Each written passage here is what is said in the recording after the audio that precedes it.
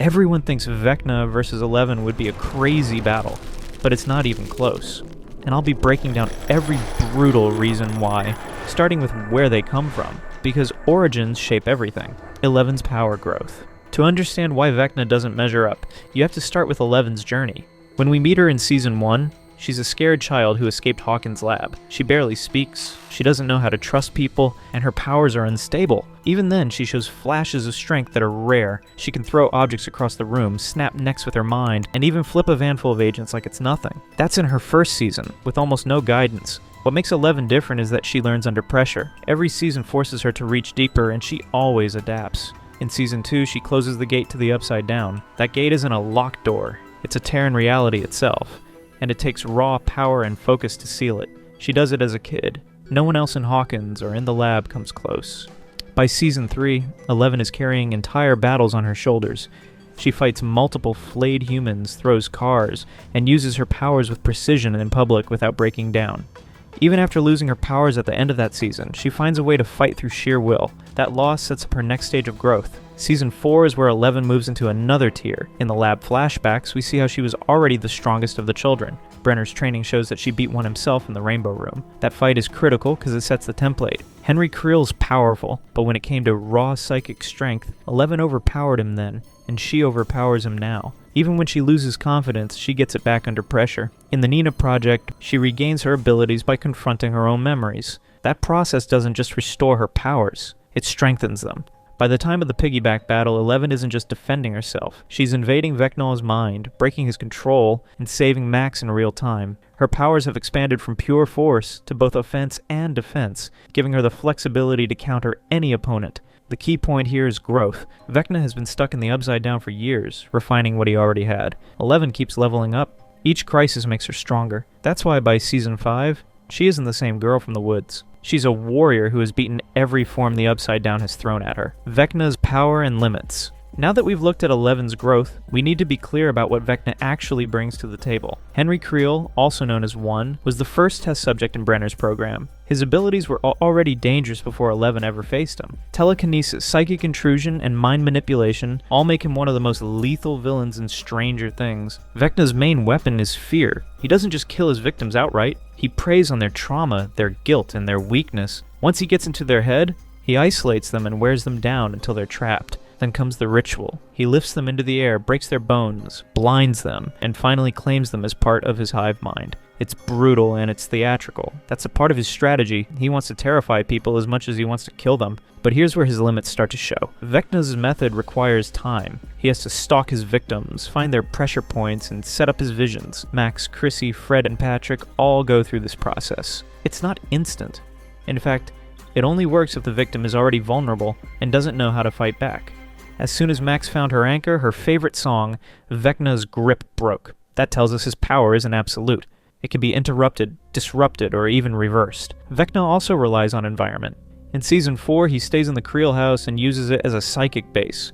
That location connects him to Hawkins and to his victims, but it also traps him. When Nancy, Steve, and Robin attack his physical body in the Upside Down, he struggles to defend himself. He doesn't have the speed or flexibility to fight off multiple threats at once. He's strong, but he isn't unstoppable. Another limit is his record. Vecna preys on isolated teens and townspeople. He picks off targets who don't know he exists, but in a head-to-head fight, his success rate drops. Against 11 in the Rainbow Room, he lost. Against 11 in Season 4, he lost again. He retreats instead of finishing the battle. That pattern shows that while he's effective against civilians, he struggles against trained opposition. It's also worth noting that Vecna's body is fragile. When he was sent to the Upside Down, the environment twisted him into the monster we know. His skin burned, his arms stretched, and his face warped. He has scars from that transformation. He's powerful in the mindscape, but in physical combat, he isn't invincible. Bullets, Molotov cocktails, and even melee weapons injure him. If he were on the same level as an 11, ordinary weapons wouldn't work, but they do. The final point is stamina. Vecna sets traps and controls visions, but once he's pulled into a direct confrontation, he runs out of options. He couldn't finish Max when 11 intervened.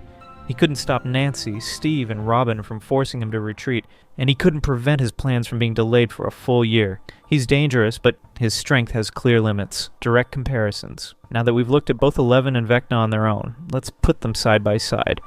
This is where we see the clear differences in their abilities, their approach, and their weaknesses. First, telekinesis. Both 11 and Vecna can move objects with their minds. Vecna uses it to pin victims to walls or lift them into the air. 11 uses it to throw vans, crush demogorgons, and block incoming attacks. The difference is control and speed. Vecna's telekinesis often looks heavy and deliberate, like he's exerting effort. 11's, on the other hand, is quick. She can snap a neck in an instant, throw an enemy across a room, or shield herself without hesitation.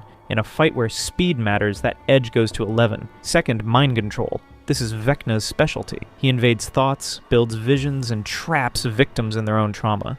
11 has never shown this exact skill. But here's the catch. Vecna needs time to set up these visions. He can't just shut down a trained opponent instantly. 11 has broken his hole before, and Max broke it with music. That shows Vecna's method is powerful against the unprepared, but weak against someone with focus.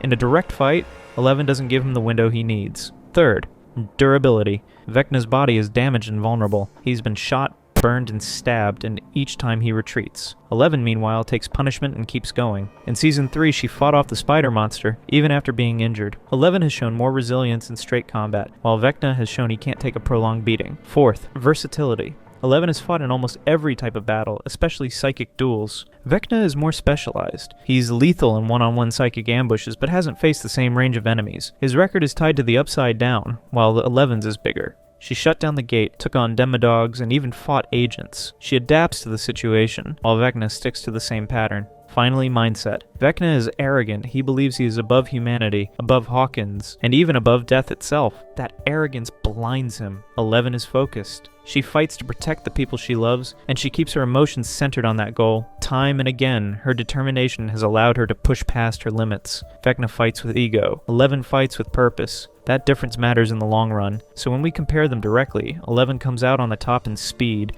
durability, and versatility. Vecna has the edge in psychological warfare, but it's a slow weapon. In a head-to-head clash, 11 doesn't give him the time he needs to use it. That's why, in both of their encounters, she forced him into retreat. And before we move on, quick reminder, if you're enjoying this breakdown and want to see more Stranger Things content like this, hit that subscribe button. It really helps the channel grow and make sure you don't miss the deep dives coming up as we head into the final season. Past battles and what they prove. We've compared 11 and Vecna on paper, but the best way to measure them is to look at what they've already done. The show gives us direct evidence of how their fights play out, and that evidence leans toward one outcome. Let's start with their first real confrontation in the Rainbow Room. 11 was younger, less experienced, and still learning her power. Vecna had full control of his abilities. On paper, he should have won. But 11 tapped into something deeper. She didn't just block him. She overpowered him and sent him into the gate. That single event changed the course of Hawkins forever. It showed that even as a child, 11 had the raw strength to beat Vecna at his peak. Fast forward to Season 4. Vecna had grown more powerful than him, turning Hawkins into his hunting ground. He was methodical and terrifying. Max, Nancy, Steve, Robin, and Eddie all fell into his orbit.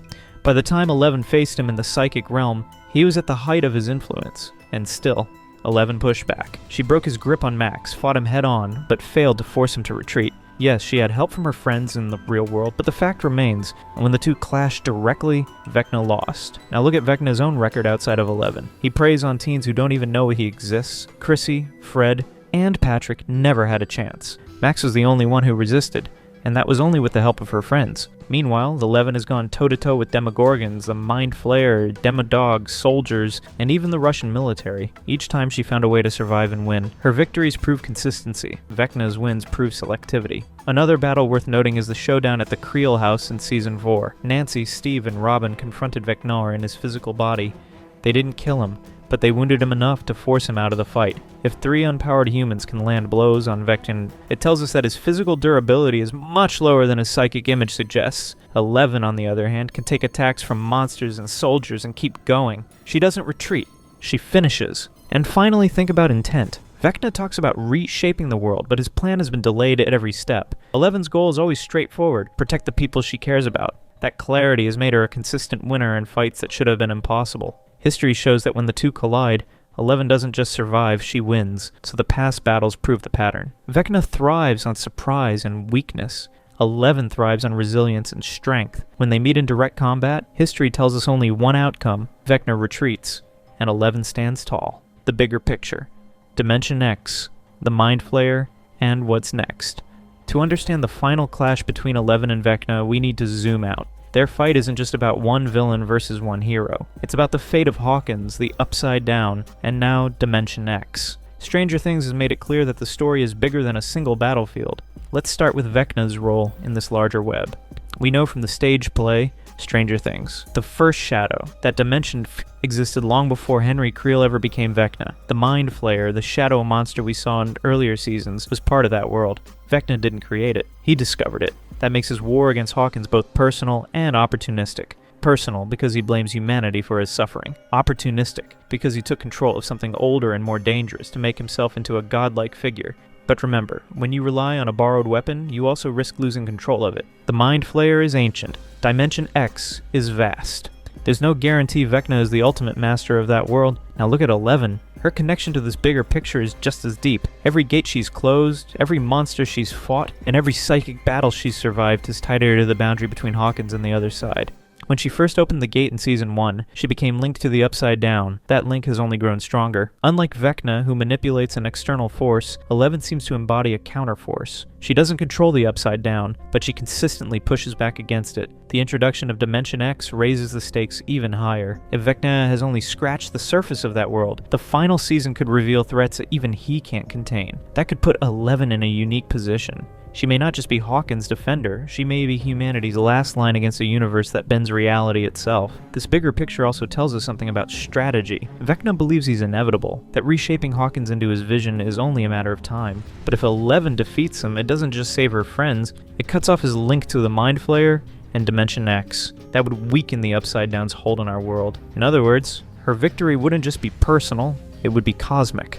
So when we think about what's next, we need to remember that this isn't just about 11 versus Vecna. It's about light versus shadow, reality versus corruption, and humanity versus an entire dimension of horror. 11 has already proven she can win the smaller battles. The bigger picture suggests she may be the only one who can win the final war. Number 6. What the final season will likely show. We've seen how 11 and Vecna compare, and we've looked at the bigger picture with Dimension X and the Mind Flayer. But the real question is what the final season will actually show us when these forces collide. One thing seems certain, the final season won't waste time. Season 4 ended with Hawkins breaking open. The Upside Down is spilling into the real world, and Vecna has survived. The stage is set for a war, not just a few isolated battles. That means that 11 will be fighting on multiple fronts, against Vecna, against the spread of the Upside Down, and possibly against threats from Dimension X. We should also expect the stakes to climb higher than ever. Each season has escalated. Season 1 was about one missing kid. Season 2 was about the Mind Flayer trying to control Hawkins. Season 3 was about an entire town under political siege. Season 4 was about a psychic serial killer breaking the barrier between worlds. Season 5 has to be bigger. It has to be the showdown that explains why all of this started and how it can end. 11 is at the center of that. Another likely focus is Vecna's unfinished business with Max. He nearly killed her. He broke her bones, blinded her, and left her in a coma. That fight isn't over.